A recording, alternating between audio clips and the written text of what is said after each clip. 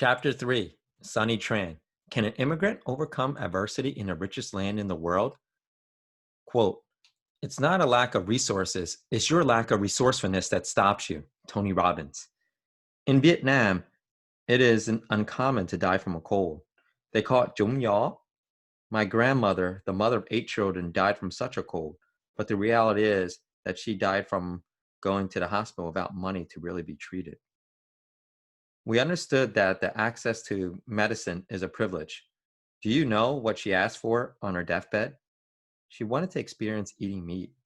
It didn't happen. We were poor, and that was outside of reach at the time. After my grandmother's death, my mother, as the eldest child, was left to help her father raise her 7 younger siblings. Since we were so poor, Grandpa forced my mother to marry my father as his family had no money. This was a culture in the late 1970s and a means for a family to advance a little generationally. I was born in Vietnam after a civil war of ideologies of democracy and communism that separated the South from the North of the country. I was the firstborn child of an arranged and unhappy marriage. Because I was a boy, my mother promised herself that she would not have her only son serve in the communist army that killed many of her relatives. She succeeded in keeping that promise because of her kindness of her distant cousin. He had a boat and helped us escape the country by sea when I was less than 2 years old. The seas at the time were filled with opportunistic pirates raiding, pillaging, and raping passengers on the boats. Boats filled with people just trying to find a better life. Food was rationed as a half fistful of rice. I remember being told a story of a mother who didn't eat but nursed her child and gave him her portion of the food to keep him alive.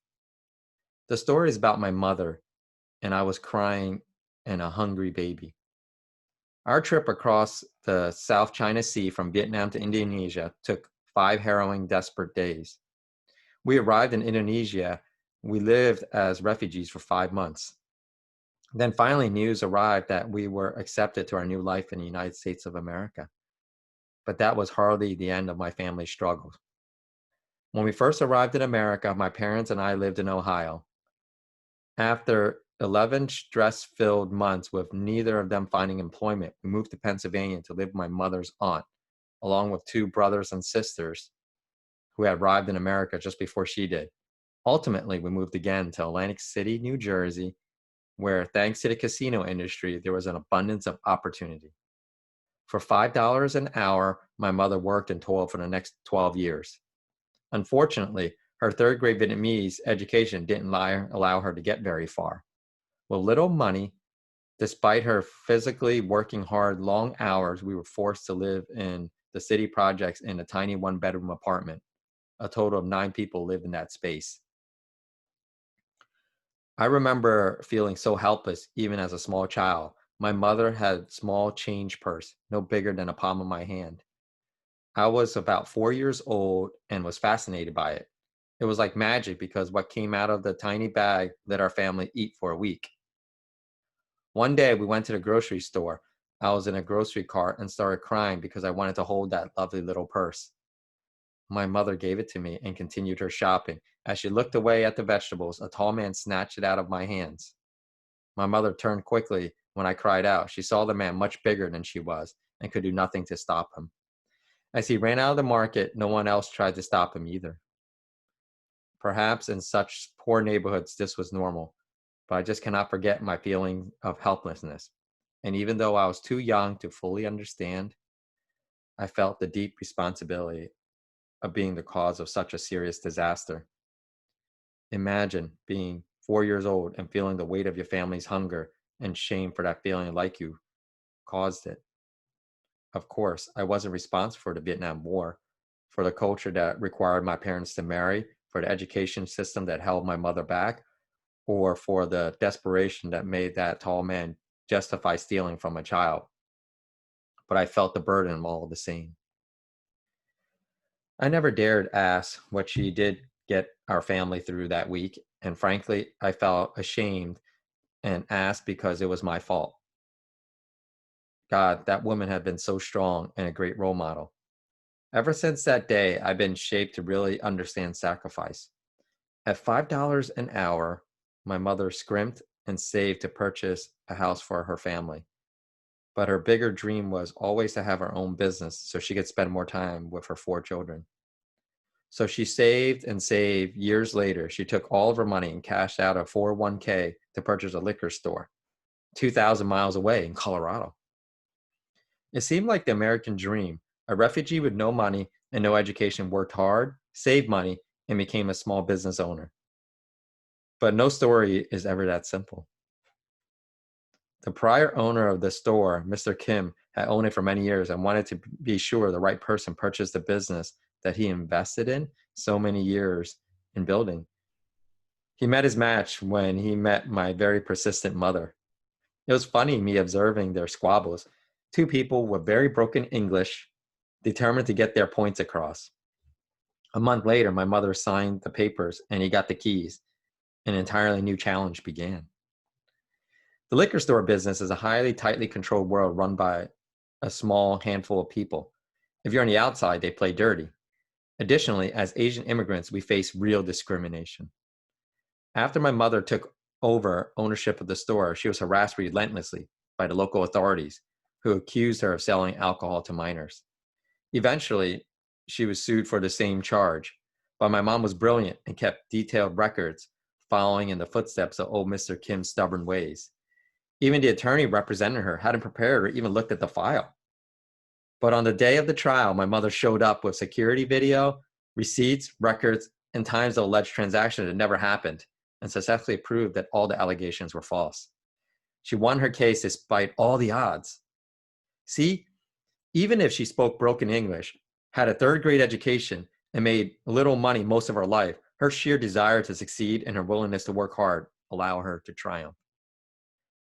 My mother's sheer willpower, discipline, tenacity, and vision first allowed her to purchase a home in New Jersey, then a business in Colorado, followed by a new home with lots of land in Colorado. Her example inspired and motivated me to follow her path. My mother was worried that the opportunity to make money with drugs and gangs would influence my decisions, or worse, get me hurt. So she sent me to Colorado to live with one of her uncles. Starting a new school as a senior high in high school is never easy. Add to that cultural differences between East Coast and Colorado, almost the West Coast, and the fact that I wasn't born in the US, plus all the cliques that are in school, and I was aware that I didn't belong. I was able to make one friend who also was a foreigner who had recently moved into the area, and I spent my time studying really hard. I had a deep desire to make money and to take care of my entire family. Up to that point, I had been a B and C student and always had been compared to my brilliant cousin who got straight A's. But my mother had set an example, helping me to believe that if I took action and worked harder, I could be and do whatever I wanted. First, I earned my place in the National Honor Society. Aware that I couldn't afford out-of-state tuition for college, I enrolled in a new program called an advanced diploma. I just had to stay in high school another year to earn my college credits and have the school system pay for it. I did that because I did not want to burden on my mom's new business. To receive the scholarship, all I had to do was maintain a 3.3 GPA for my local community college credits. In community college, I studied macroeconomics and had a wonderful professor named John Knowlton. He blew me away by teaching how the stock market works. I got so excited and wanted to apply what I learned right away. I saved $2,000 because I wanted to open a Merrill Lynch account, but I got denied because they only work with people who invest $100,000 or more. Plus, I couldn't afford their trading fees. They did recommend I use a discount broker, Charles Schwab. I was able to convince my mom to match my $2,000, and I began trading stocks and options with $4,000. I had taken 16 to 18 credit hours and teaching myself technical trading. After beginning with just $4,000 in 30 days, I generated $80,000. I put $40,000 in the bank and had $40,000 in stock options. My intent was to buy a dream car, a Lexus, for my mom. But just like a gambler who wants more, I took the risk and that backfired. Instead of buying her the car and saving the rest, I decided to reinvest all of it and I lost all of it. I took a shot at a million and it didn't work out. I returned to focus solely on my studies and I no longer had any money to invest. I got a job at a deli. I graduated from high school and community college with combined advanced diploma overall 3.8 GPA. I was awarded a scholarship, which together with a Pell Grant allowed me to attend University of Colorado for free. One day on campus, I responded to an ad by .com that wanted to hire college kids to do marketing. I thought it was great until I found out that I had to go door-to-door direct marketing to prospective businesses that might offer discounts to students, as well as to students who might use the discounts. I stayed because it was rumored that they offer stock options to employees and were going to be bought out by Yahoo. They paid me $1 for every student who enrolled in their discount program and a small commission for every business that agreed to be offered a discount product to service their students. Joel was a trainer and highly experienced in direct sales, having sold knives door to door. He helped me overcome my fear of soliciting businesses and approaching people. I also took a public speaking class, but I am not in love with public speaking all these years later. He also explained to me that I was getting paid as a contract employee. In other words, at the end of the year, I'd receive a 1099. I did not fully understand that until tax time came around. Boy, was I surprised. As a 1099 contractor, you have to pay self-employment tax. That meant I was self-employed, and that meant I owned my own business. I found out that tax rules are pretty good for entrepreneurs. I was excited and partnered up with a friend to sell mobile phones, which were the in thing in '99. At that point, I was a full-time college student with a side hustle. Then I went to a seminar about becoming a financial advisor. Essentially, it was a job screening for commission-based sales. I was selected from about 100 students. Because I already had sales experience, I did well and started making money quickly because I learned more about how money functions and I loved it. But then my boss started pressuring me to quit college, saying that I could make plenty of money without a degree. I thought about it for a little bit and ended up quitting the job because my boss's opinions were in conflict with my core values. I was taking 16 credit hours and needed a job to pay for rent and food. As a financial advisor, I've been required to obtain my Series 6 license, a limited investment and securities license, so I could sell investment products such as mutual funds and insurance. And my Series 3 license, a uniform securities agent license to transact business in that state. So what did I do? Unsolicited, I went to Chase Bank near my apartment, and I told them I could work 32 hours a weekly, and because of my securities license, I could help them sell financial products. They did not have a position open, but created one for me. I held on to that job until I graduated and then moved to New Jersey to be with my mother and sisters. It was wonderful being back home with family. I had my mother's drive and determination to own a business, so I deliberately kept acquiring skills. Eventually, I started an insurance company, a mortgage company, a tax preparation business, a marketing firm, and a consulting company. My business today helps other business owners solve the problem of sales with digital solutions. If you are great at sales, you can duplicate yourself through automation. You can grow and scale your sales process with automation and do it in your native language to help people go through the experiences and achieve what you already have. So let's work on your strengths and achieve more and give back to society and help others grow. I want to move people out of the world of lack and move them into abundance. Tony Robbins says, it's not lack of resources, but it's your lack of resourcefulness that stops you. Once people can put food on the table and take care of their life's most basic needs, they're ready to find their life's purpose and do what they love. What is it that lights you up when you help people for free just because it makes you feel great? That is what you need to do to figure out how to get paid for it. There are things that you know how to do that you love doing and that you can get paid for, and then you will fulfilled. Because of an expert in something you love to do, figure out what you want to serve and make and market directly to them. Name the person you are selling to and describe their characteristics. This is called your avatar. The best way to do this is to think about yourself and remember yourself before you knew what you know now. What questions did you have? How did challenges did you face? How did you solve them? What was your perspective? The secret in selling is understanding exactly who your customer is and what they are thinking.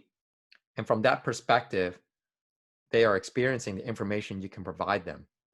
If you know more than one language, you can communicate effectively. You can do business with more people than the average American.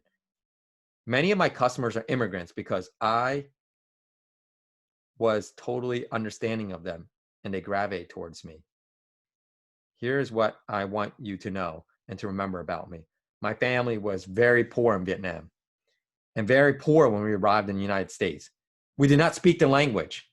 Those things made me aware of being different than most kids, want to belong rather than to stand out. In kindergarten and the first grade, I couldn't speak any English. In first grade, when other kids had snacks, I had nothing, not even a quarter for potato chips. Sometimes the nuns used their money to buy something for me so I could feel like I was just the same as the other kids. At the end of school day, when mothers' kids left, most kids, my younger sisters and I had nobody to pick up because our family was working so we could eat. I just wanted to share these struggles with you as I know that you may have experienced them and let you see that you're not alone. In 2020, I took my mother back on a boat with my son, which was the same age when I started my journey. This time we were not starving and had abundance of food and play and space. You can rewrite your story, which I have done in one generation. You can achieve anything you set your mind to. America is truly the land of opportunity, especially for an immigrant. Don't let money, education, or language barrier be your excuse. Struggles are actually a blessing because they build character, grit, confidence, teaching you that you can overcome and achieve anything in your life. But first, you have to believe that you can get past any obstacle that you have to make sure that you feed your family and your belief in yourself and take action accordingly. Earl Nightingale says, our thoughts are like farmland, and you will yield what we plant and tend, whether we plant poisonous nightshade or edible corn. We must choose what to plant, figuratively, because you will yield an abundance. I choose to plant and tend my belief in myself and my actions so my business will grow and crush it. Know that you are an immigrant like me. We have added responsibility. I am grateful for everyone who's helped my family and life throughout our journey, beginning with my mother's cousin, who first helped us get on a boat to leave Vietnam. When we arrived, none of us spoke English, and we relied completely on the kind hearts of others to understand and explain to us the framework, rules, and basic normal American society to help us get jobs and housing. Because they were bilingual in Vietnamese and English and chose to help us, we were able to build a life and build a future for our family. Since you're reading this, I know that you understand the English language. If you're bilingual, pay it forward like me.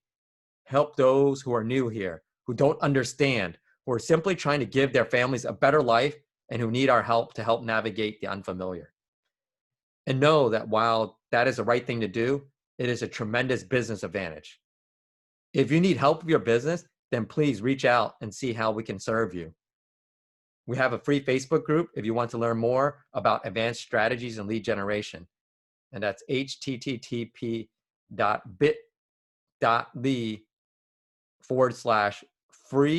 startup mastermind. Sunny Tran.